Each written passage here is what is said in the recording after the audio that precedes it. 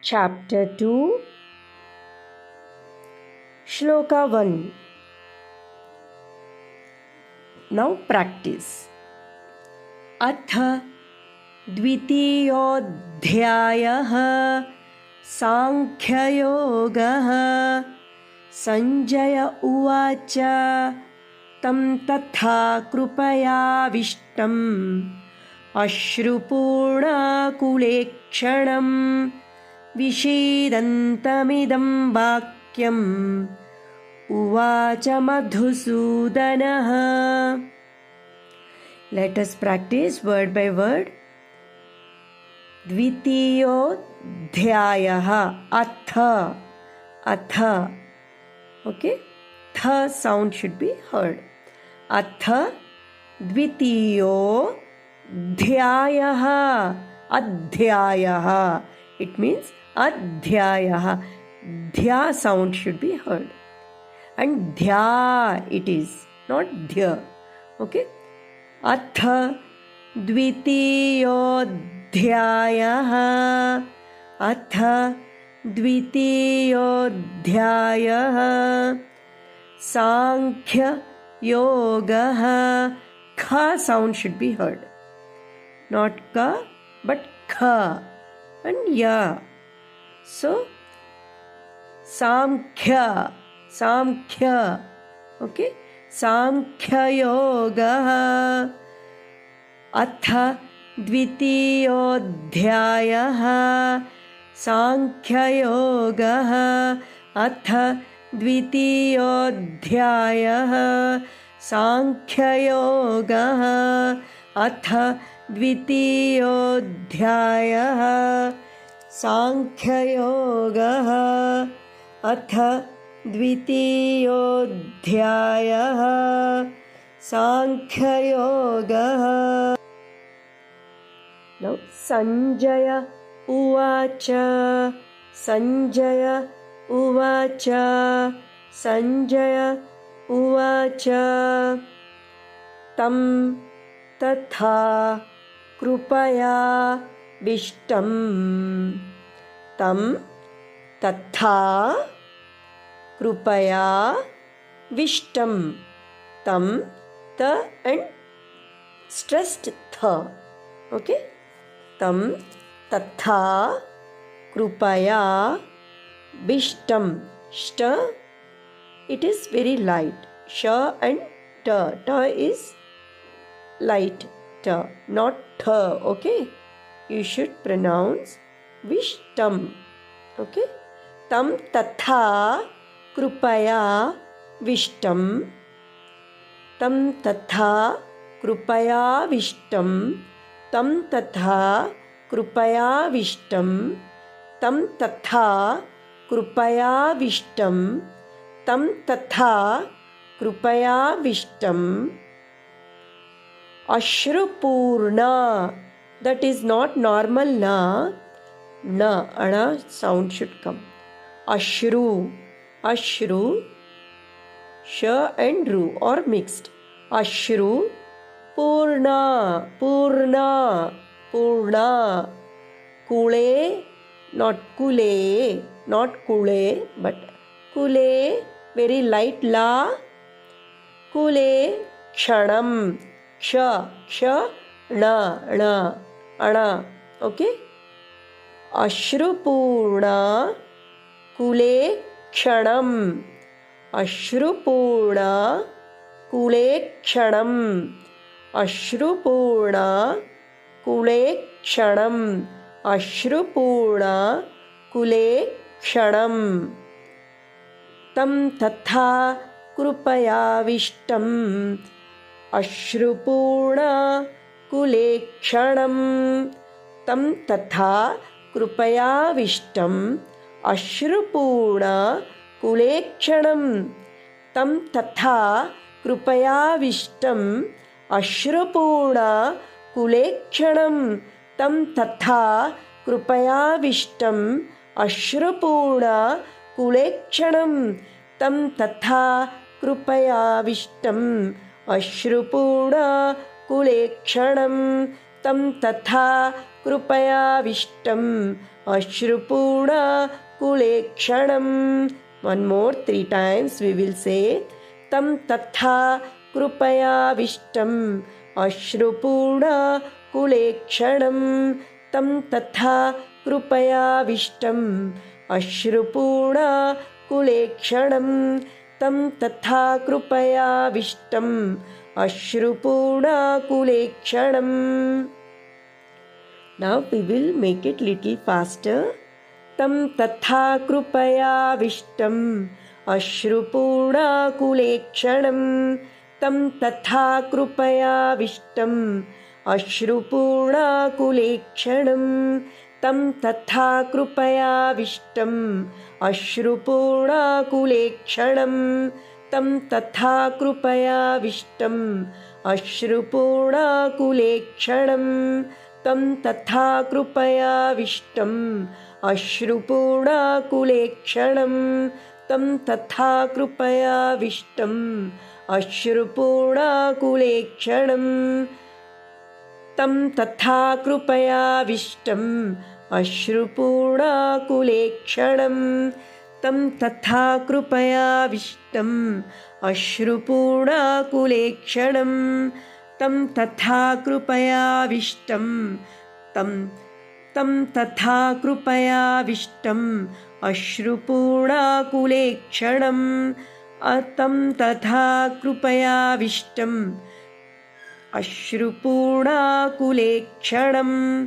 तं तथा कृपयाविष्टम् अश्रुपूर्णाकुलेक्षणम्. कुलेक्षणम् कुलेक्षणम्. तं तथा कृपयाविष्टम् अश्रुपूर्णाकुलेक्षणम्. तं तथा कृपयाविष्टम् अश्रुपूर्णाकुलेक्षणम्. विषीदन्तमिदं वाक्यं. विषीदन्त दन्त दन्त विषीदन्तमिदं वाक्यं. विषीदन्तमिदं वाक्यं. विषीदन्तमिदं वाक्यं.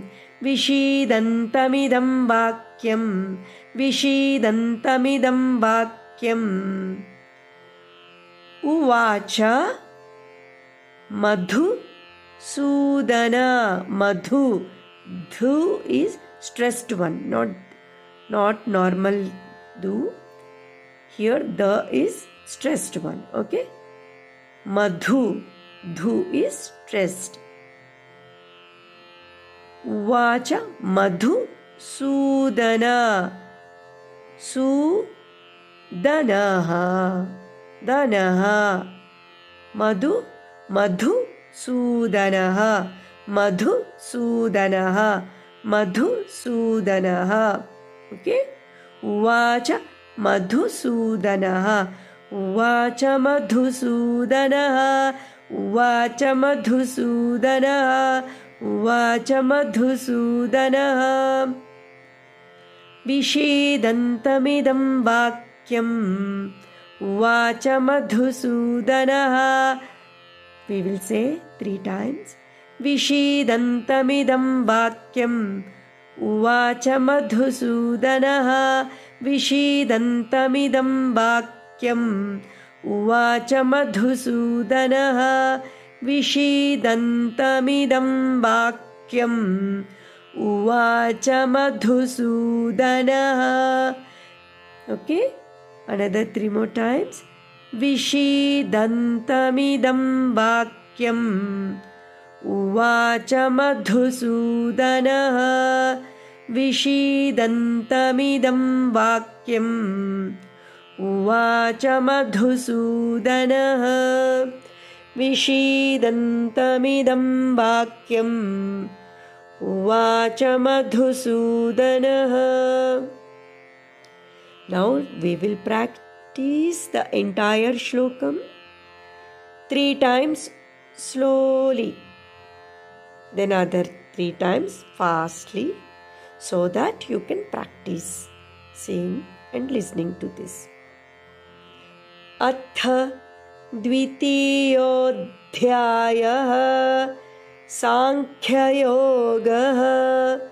संजय उवाच तं तथा कृपयाविष्टम् अश्रुपूर्णाकुलेक्षणं विषीदन्तमिदं वाक्यम् उवाच मधुसूदनः।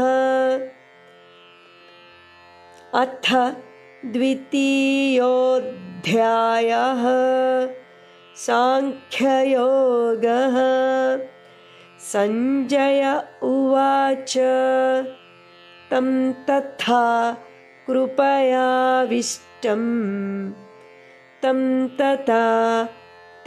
तथा कृपयाविष्टम् अश्रुपूर्णाकुलेक्षणं विषीदन्तमिदं वाक्यम् उवाच मधुसूदनः। अथ द्वितीयोऽध्यायः सांख्ययोगः। संजय उवाच तं तथा कृपयाविष्टम् अश्रुपूर्णाकुलेक्षणं विषीदन्तमिदं वाक्यम् उवाच मधुसूदनः। One more time. अथ द्वितीयोऽध्यायः सांख्ययोगः। Sanjaya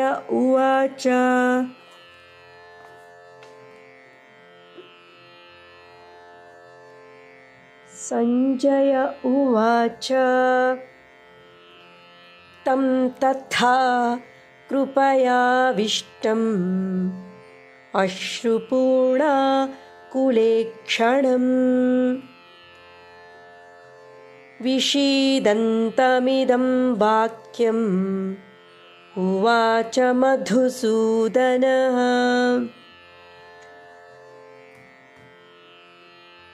Now this time we will recite 3 more times, little faster.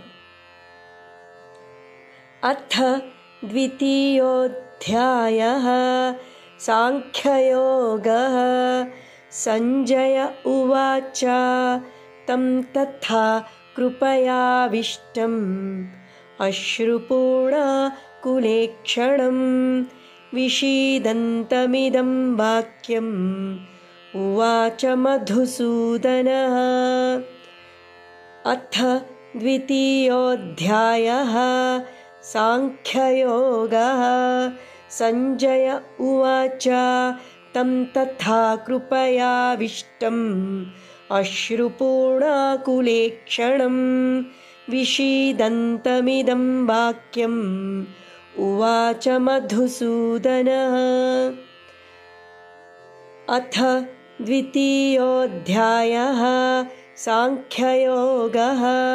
Sanjaya उवाच तं तथा कृपयाविष्टम् अश्रुपूर्णाकुलेक्षणं विषीदन्तमिदं वाक्यम् उवाच मधुसूदनः।